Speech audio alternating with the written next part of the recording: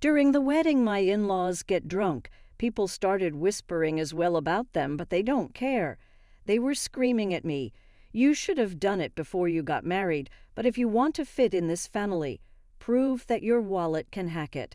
They said, "Yeah, Dad is correct." They told me, which also meant, "Now give us one kamo." 2 is new bonus. Their demands astounded me. I can't believe they did it at my wedding reception. I just looked at them, my face going white. They were quickly disarmed by my dad, who grabbed the microphone out of their hands. "Enough is enough. Surely you must understand that this behavior is only an embarrassment to yourselves," he said. "My name is Linda. I am 30 years old and I work in office. Right now I am dating Larry. He is 32. A friend of mine was worried I would be single forever, so introduced us. After a year or so of dating, Larry popped the question, and we are about to get married. My mother died when I was a baby and my dad raised me by himself. She tried very hard to provide everything for me. Growing up, I had nothing to worry about a lot except for the one who has taken my mother from me because she meant so much and losing her hurt deep. And that is why I made it a point to not involve my emotions. That is also the reason why, since school times, I had not seriously dated anyone. At one time, I even believed it would be all right if I never married. Then I met Larry, so he asked me out a couple of times, but then I didn't feel for him your typical romantic feelings. Larry truly appreciated me, and he was such a gentleman. My heart opened to him slowly, and we began dating. After all, he looked after me. I was so happy. He was so amazing to me, and before I knew it, all these thoughts of wanting him forever started forming in my head. But then he got down on one knee, and we planned a wedding. He knew me inside and out, but he was always sweet. If you ever feel uncertain about something, do not be afraid. Until you feel better, I will be around. I love you, Linda, he would repeat. You can trust me. His words moved me. He pledged happiness from now till forever, and of course, the mere existence with his own warmed my heart. I figured if he cared that much for me, then I should do the same for him. When I told my father that we decided to get married, he was so happy that he cried. "Wow, Linda, you're finally getting married. I'm so happy for you," he said. "Oh, Dad, you're being dramatic." I joked. "Wow, I hadn't heard anything like that from you until now. I was always worried that you might never get married," he replied. "Oh, really? I had no idea you were worried about that," I said. "Well, every father worries about his daughter, you know.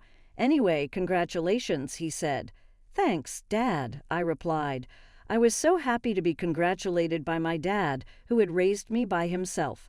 I thought I would probably cry at the wedding, and my dad would probably cry even more since he was already crying now.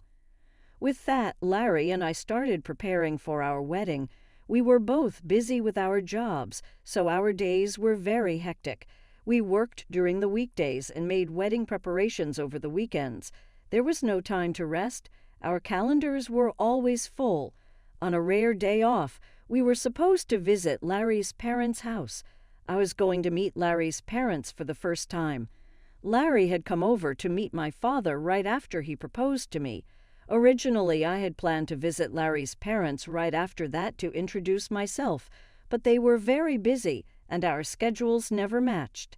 Finally, some time passed and we managed to arrange a visit. As we arrived at his parents' house, I suddenly felt nervous. "Don't worry, my parents are very kind," Larry reassured me. His words made me feel a bit better, and I rang the doorbell. It was his mother who opened the door. "Mom, I'm home," Larry said. "Welcome home, Larry. It's so good of you to come," his mother replied warmly. As she talked with her son, I greeted her as politely as I could. "Nice to meet you. My name is Linda, and I'm Larry's fiancée." "I see, so you're Linda," she said. Her voice was much lower than when she spoke to Larry, and her smile vanished. She looked me up and down as if judging me.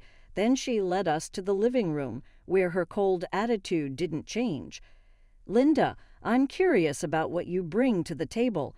Larry is our treasure and our only child. If you're going to marry him, you need to be a suitable wife.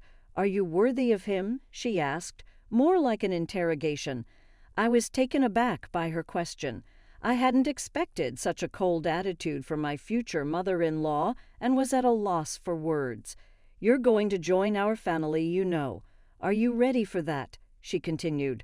True, marrying Larry meant joining his family, but it's not like Larry's family were the Kennedys or some well-known high society family. It's not like I was marrying into a royal family. Why was I being asked to make such a commitment? Besides, I wasn't even going to live with them. I don't like being pressured with questions like these. As I was trying to figure out how to respond, his mother seemed impatient with my slow reply and scolded me harshly. "When I ask you a question, answer me right away. You're so rude," she snapped. "I'm asking if you're ready for this," she continued, raising her voice.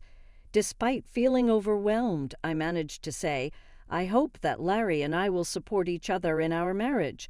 When I said that, his mother was not convinced. What a naive thing to say. You aren't just going to support each other. You are supposed to support Larry. It's your job as a wife to support your husband. You don't even understand the basics, she criticized. Then Larry's father, who was sitting next to her, intervened. "Honey, calm down. Sorry about that, Linda. You must have been startled by my wife's words," he said, trying to ease the tension. "It's all right," I replied, trying to remain calm. His mother is very protective of her only son. Maybe she was just nervous and spoke without thinking. Just then, Larry's brother walked in. He spoke in a quiet, calm, and gentle tone. He seemed like a kind man, which gave me a moment of relief. But that relief was short-lived. With a smile on his face, he said the most unexpected thing. "What my wife says is actually justified.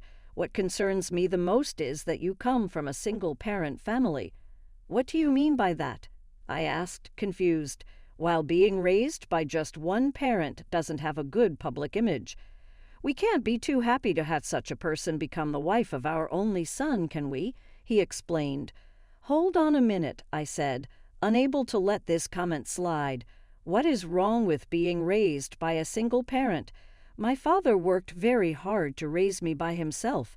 I am very thankful for my upbringing, and I am proud of my father. Being raised by a single parent doesn't make me any less valuable." But they still argued. Since you were missing one parent, you couldn't have learned how to be a good wife, do housework, and such. I responded, "I did a lot of housework to help my father. I can also cook pretty well, so please don't say that."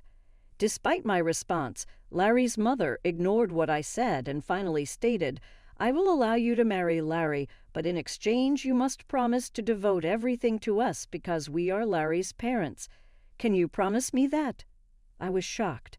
"What? Since you came here to ask for our permission to marry our son, you do know what your duties are, don't you?"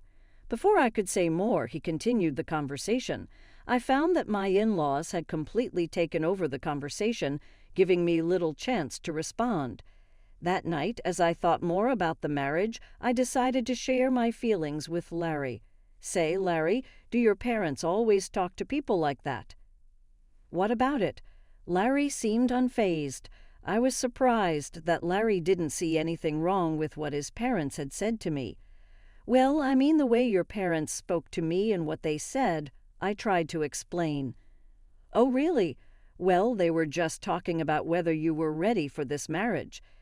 I get that your parents are worried about their son's marriage, but I feel like what your parents were saying was a bit too much." "Really? Why is that? My parents didn't say anything wrong. Besides, they've given us permission to get married, so don't worry about it." "That's true, but I felt uneasy that Larry seemed to side with his parents more than with me. That was very troubling. I guess he realized I was feeling unsure because he gave me a hug. "Linda, you don't have to worry so much.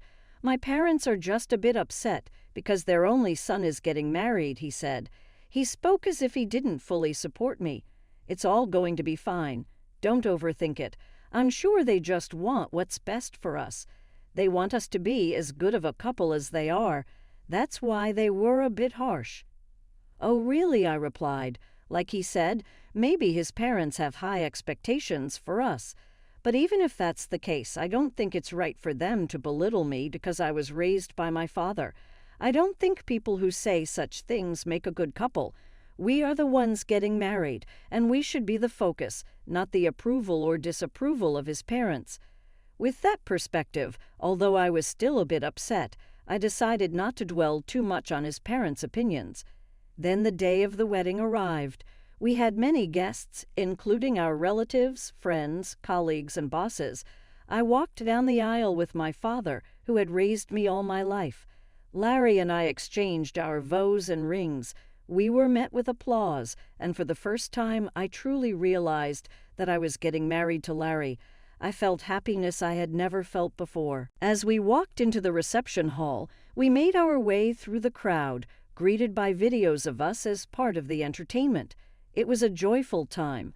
I chatted with friends I hadn't seen in a while, and many people congratulated us. Despite my earlier worries about his parents, I was glad I had decided to marry Larry. I was glad we decided to have a memorable day. After the ceremony, we planned to officially register our marriage, and Larry and I would become husband and wife.